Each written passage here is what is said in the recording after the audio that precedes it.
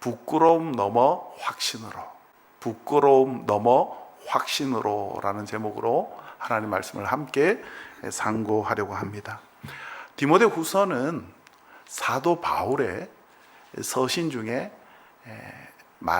가장 마지막 서신이고, 또한 지극히 개인적인 편지입니다. 바울은 로마 감옥에 갇혀 있는데요, 재판은 진행 중이고 결과는 어둡습니다. 이번에는 살아나오기 힘들 것이라고 바울이 여기고 있고요, 또 이 편지를 수신하고 있는 디모데도 역시 그렇게 느끼고 있습니다. 이 암담한 상황에서 바울은 에베소 교회를 돌보고 있는 제자이자 또 사랑하는 아들과 같은 그런 디모데를 부릅니다. 교회 개척의 사명을 전수해 줄 수 있도록 감옥에 와서 바울 자신과 함께 있어 달라, 유언과도 같은 부탁입니다. 디모데후서는 먼저 감사로 시작합니다. 디모데의 외할머니 로이스와 어머니 유니게로 인해 하나님께 감사를 드립니다. 그들은 디모데의 어린 마음에 성경 이야기를 심었죠. 그 성경 이야기가 예수 그리스도에 대한 믿음으로 자라났습니다. 어떤 의미에서 이 디모데가 지금 이와 같이 바울의 동역자, 또 바울의 아들과 같은 제자가 될 수 있었던 것은 이 두 사람이 어려서부터 심어준 하나님의 말씀, 성경 이야기 때문에입니다. 그래서 바울은 이 확고한 믿음에 관해 이제 첫 권면을 합니다. 복음과 복음 때문에 고난을 당하는, 즉 죄수가 된 나를 부끄러워하지 마라. 왜 복음 때문에 나를 부끄러워하지 말고 복음 때문에 고난받는 것을 부끄러워하지 말라라고 바울은 강조하고 있을까요? 바울의 잦은 투옥으로 인해서 바울이 오명을 갖게 되었기 때문이죠. 동역자들 가운데도 사도 바울의 소명을 의심하는 이들이 생겨났습니다. 부겔로와 허모게네라는 사람들은 자신들도 이 바울과 연루가 될까봐 두려워서 바울을 버리고 떠나갔습니다. 바울은 이러한 상황에서 디모데에게 말합니다. 부끄러워하지 말고 나를 만나라. 그리고 나와 함께 복음을 전하는 일에 참여해라. 이것이 디모데후서 1장의 내용이고 흐름입니다. 한마디로 요약하면 복음과 복음 때문에 고난받는 것을 부끄러워 마라입니다. 우리는 왜 복음을 부끄러워할까요? 왜 우리는 복음 때문에 받는 고난을 부끄러워할까요? 성경이 우리에게 전해주는 대답은 분명합니다. 하나님과 하나님의 말씀에 대한 의심 때문이죠. 하나님의 말씀과 하나님을 신뢰하지 않기 때문입니다. 성경은 인간의 원형을 이렇게 보여주고 있습니다. 두 사람이 벌거벗었으나 부끄러워하지 아니하니라. 벌거벗었는데 왜 부끄럽지 않습니까? 부끄러워하지 맞는 것 아닐까요? 여기서 벌거벗었다라는 말은 범죄하기 이전에 인간의 원형이 어떠한지를 보여주는 아주 중요한 표현입니다. 여기서 벌거벗었다라는 말이 아롬이라는 말인데요, 이 아롬이라는 이 말은 꾸밈이 없고 아무것도 가리지 않는 상태, 이 상태가 아롬이에요. 그리고 이것을 표현하기를 벌거벗었다라고 표현합니다. 그러니까 이 부끄러울 게 없고 또 뭔가 아주 순수하기 때문에 꾸밀 필요가 없는 거예요. 또 가릴 필요가 없는 그 상태.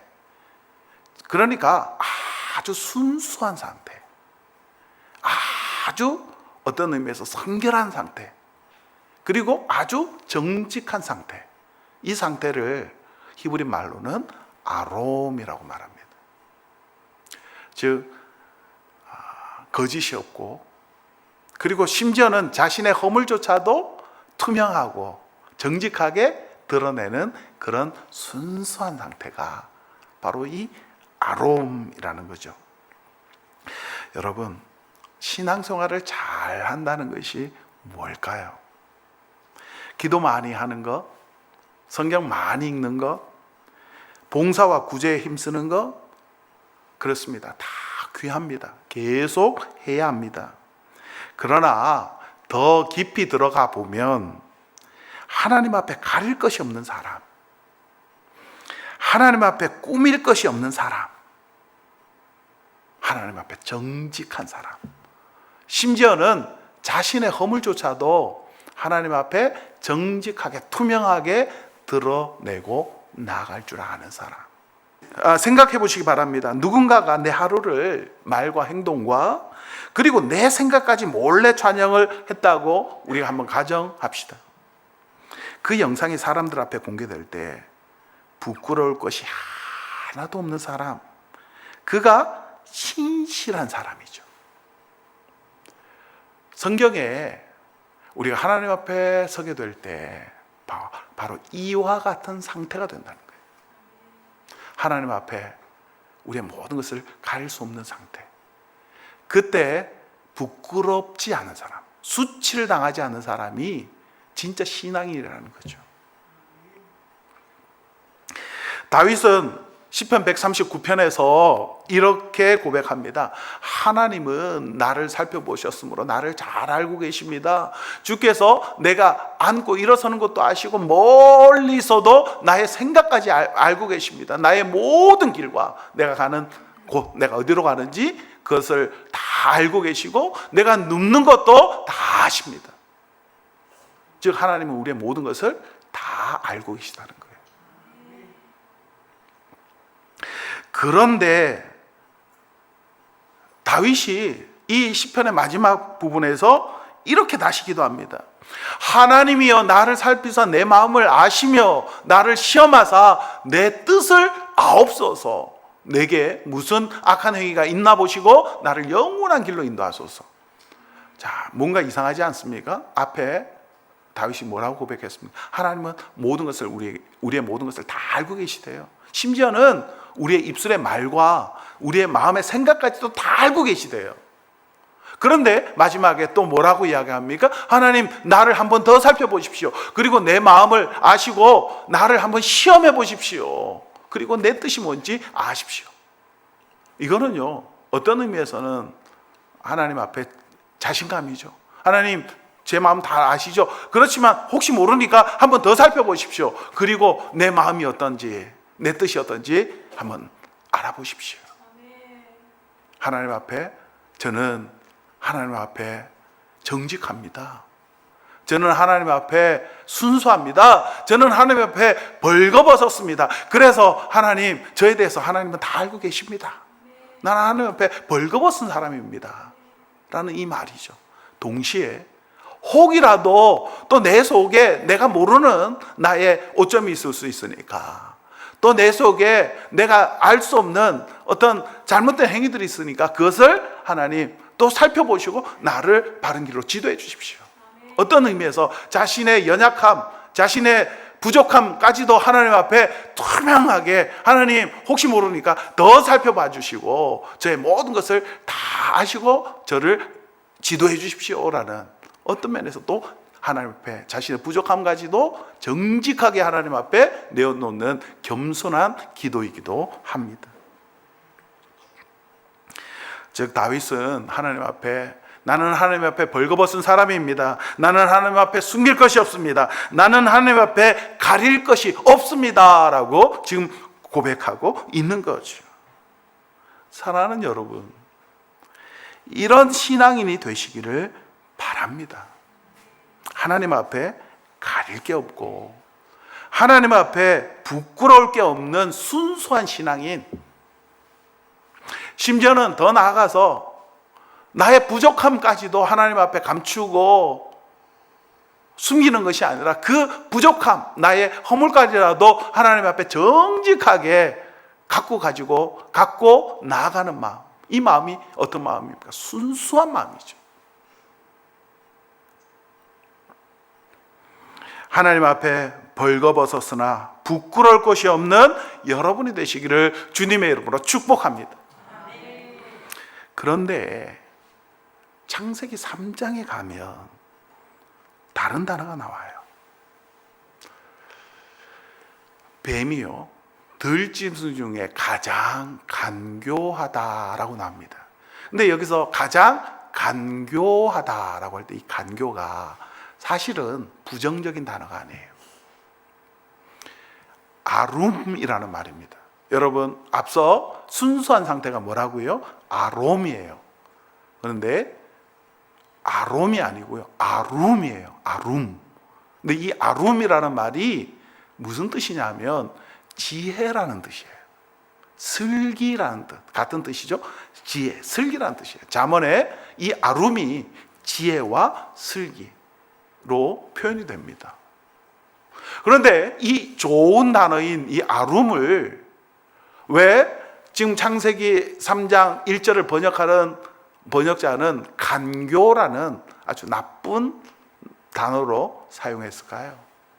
여기에 아주 깊은 뜻이 있어요. 이 성경이 얼마나 정교하고 얼마나 재미있게 쓰여졌는지를 우리가 알 수 있는 거죠. 제가 히브리어를 자꾸 이야기하는 것이 내가 히브리어를 이렇게 많이 합니다 자랑하기 위해서가 아니라 성경이 얼마나 정교하고 얼마나 깊은 의미를 가지고 있는지를 여러분들에게 소개하고 싶어서 그래요. 자, 순수한 상태가 뭡니까? 아롬이에요. 그리고 지혜가 뭡니까? 아룸이에요. 그런데요, 이 뱀은요, 하나님 앞에 정직하지 않아요. 우리가 잘 아는 것처럼 거짓말하죠. 하나님 앞에 가릴 게 많은 사람이에요. 아니, 하나님 앞에 이렇게 가려서 나타나는 존재예요. 자기의 모습을 숨기는 존재예요. 무슨 말입니까? 이 뱀이 지금 아룸은 있어요. 지혜는 있는데 뭐가 없냐면 아롬이 없어요. 순수한 마음. 하나님 앞에 가릴 것이 없고 꾸밀 것이 없는 그런 순수한 상태가 아니에요. 뭘 의미할까요? 아룸은요, 지혜는요, 아롬이 있어야 돼요. 순수함이 있어야 된다. 그래서 예수님께서 뭐라고 말씀하셨습니까? 뱀처럼 지혜롭고 비둘기처럼 순결해라, 순수해라 라고 이야기했습니다. 그렇다면 지혜는 순수함과 함께 가야 되는 거예요. 이 지혜가 신앙으로도 비유할 수 있죠. 우리의 신앙에 뭐가 있어야 됩니까? 순수함이 있어야 돼요. 하나님 앞에 감출 것이 없고 하나님 앞에 꾸밈이 없어야 된다는 말입니다. 자, 신앙은 있는데 이 순수함이 없던 사람들이 누굽니까? 바리새인들이었죠. 지혜는 순결과 함께 가야 합니다. 그렇지만 만약에 이 아룸이, 지혜가 이 순수함, 순결이 없다면 어떻게 될까요? 창세기 3장 14절에 보니까 뱀이 저주를 받습니다. 근데 참 여기도 굉장히 재밌어요. 이 저주받다라는 히브리 말이 저주하다가 아라르예요. 근데 저주받은이라는 형용사가 되면 아루르가 돼요. 아루르. 그러니까 이렇게 되는 거예요. 아룸이, 지혜가 순수함을 잃어버리면, 아롬을 잃어버리면 아루르가 되는 거예요.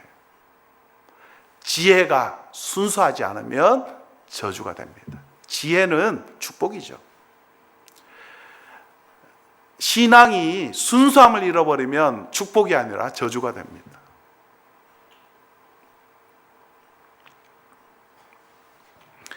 뱀은 이 순수함을 잃은 지혜를 가지고 간교한 전략 두 가지를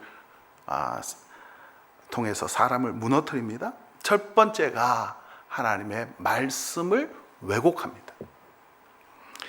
창세기 3장 1절에 보니까 하나님이 참으로 너희에게 동산 모든 나무의 열매를 먹지 말라 하시더냐.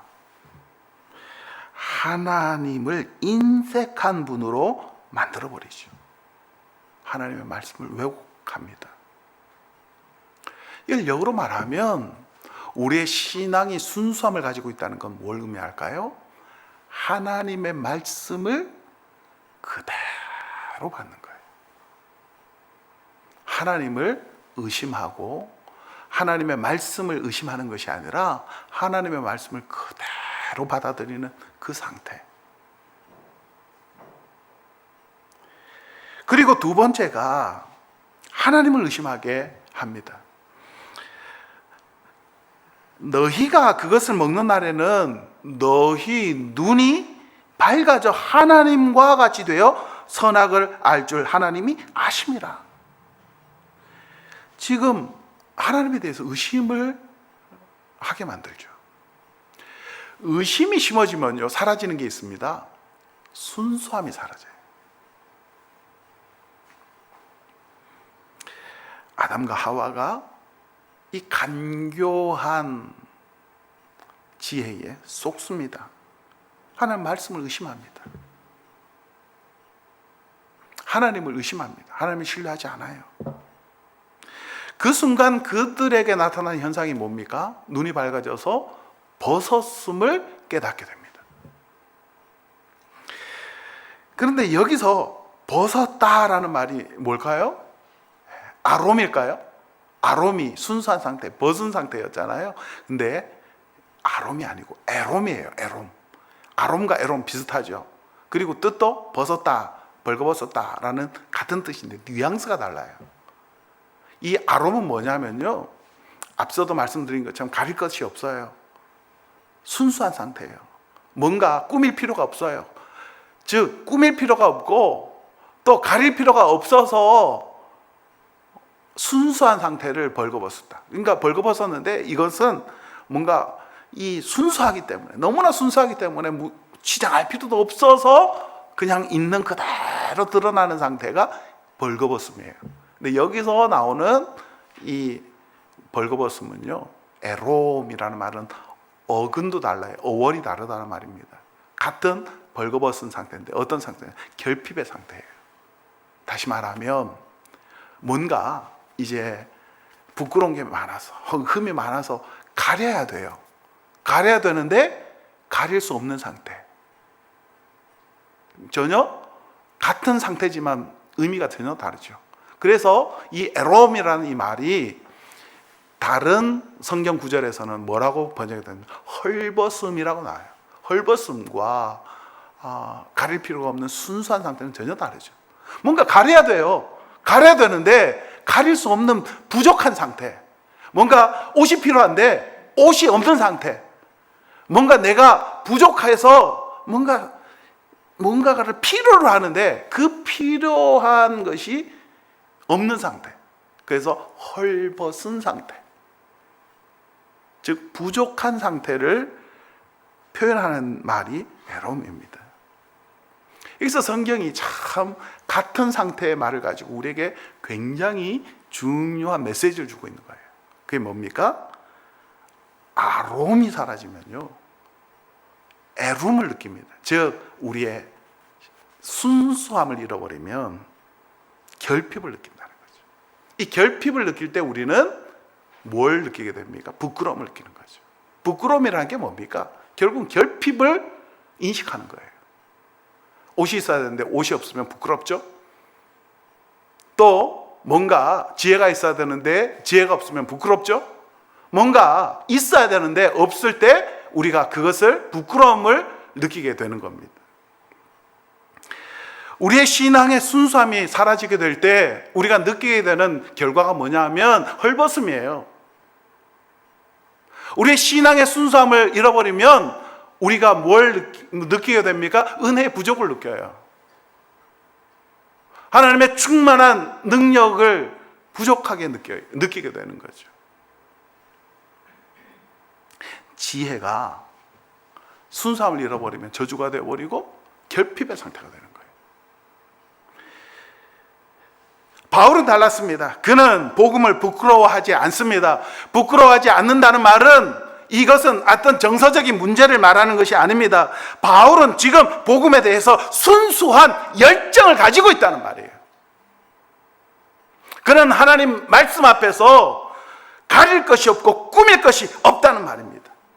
그는 복음 앞에 아롬한 상태예요. 그는 복음이 부족하거나 어리석다라고 느끼지 않는 거예요. 복음 때문에 당하는 고난도 부끄럽지 않습니다. 왜냐하면 부족해서 당하는 것이 아니에요. 그래서 부끄럽지 않은 거예요. 그는 복음이 사람을 바꾸는 능력이 있다고 믿습니다. 즉 복음이 에롬이 아니라 아롬이라는 거예요. 하나님의 말씀이 사람들을 바꾼다는 확신을 가지고 있기 때문에 그는 복음에서 결핍을 느끼는 것이 아니라 복음에서 하나님의 능력을 느끼는 거예요. 그래서 부족하지 않은 거예요. 그래서 부끄럽지 않은 거예요. 왜 많은 신앙인들이 신앙을 부끄러워합니까? 복음을 확신하지 못하기 때문이죠. 복음이 내 삶을 바꾼다는 확신이 없기 때문이에요. 복음이 나에게 복이라는 사실을 확신하지 못하기 때문이에요. 많은 사람들이 왜 성경을 읽지 않습니까? 말씀에 대한 확신이 없기 때문이죠. 말씀을 읽어도 내 삶이 바뀌지 않는다고 생각하기 때문이에요. 하나님의 말씀은 살아 운동력이 있고 그 하나님의 말씀은 우리 이 세상을 창조할 만큼 능력 있는 살아 운동력 있는 말씀이라는 것을 확신하는 사람은 하나님의 말씀을 확신합니다. 그리고 하나님의 말씀을 부끄러워하지 않아요. 왜 많은 사람들이 기도하지 않습니까? 기도에 대한 확신이 없기 때문에. 기도하면 우리의 삶이 하나님의 인도하심 속에 있다라는 사실을 확신하지 못하니까 기도해도 그만, 안 해도 그만인 거예요. 궁극적으로 우리가 복음을 부끄러워하고 말씀을 등한시하고 기도하는 것을 부끄러워하는 한 가지 이유는 신뢰의 문제예요. 확신의 문제예요. 하나님의 말씀을 확신하지 못하고 하나님에 대한 확신이 없기 때문입니다. 12절을 보십시오. 이로 말미암아 내가 또 이 고난을 받되 부끄러워하지 아니함은 내가 믿는 자를 내가 알고 지금 예수 그리스도를 그가 안다, 확신한다라고 이야기합니다. 하나님이 어떤 분이신지 내가 알고 확신한다라고 말합니다. 또한 내게 의탁한 것이 뭡니까? 복음을 그날까지 지키실 줄을 확신함이라. 바로 말합니다. 나는 내가 믿어온 분을 압니다. 그리고 확신합니다. 그분은 나에게 맡기신 것을 끝까지 지키십니다. 왜 바울이 복음을 부끄러워하지 않습니까? 확신 때문입니다. 하나님을 향한 확신이요, 예수 그리스도를 신뢰하는 확신이요, 말씀을 신뢰하는 확신이요, 복음을 신뢰하는 확신이요. 의심은 부끄러움을 낳지만 확신은 담대함을 낳습니다. 아담과 하와가 하나님의 말씀을 의심했을 때 그들에게는 부끄러움이라는 수치가 생겼지만 아담과 하와가 하나님의 말씀을 순수하게 받을 때는 그들에게는 부끄러움이 없었습니다. 사랑하는 여러분, 말씀으로 돌아갑시다. 말씀을 읽고 묵상합시다. 말씀은 믿음을 낳습니다. 확신을 낳습니다. 우리의 자녀들에게 말씀을 가르치십시다. 로이스와 유니게처럼 어릴 때부터 함께 말씀을 읽고 함께 말씀을 묵상합시다. 그러면 우리 자녀들이 복음을 부끄러워하지 않습니다. 우리의 자녀들이 교회를 부끄러워하지 않습니다.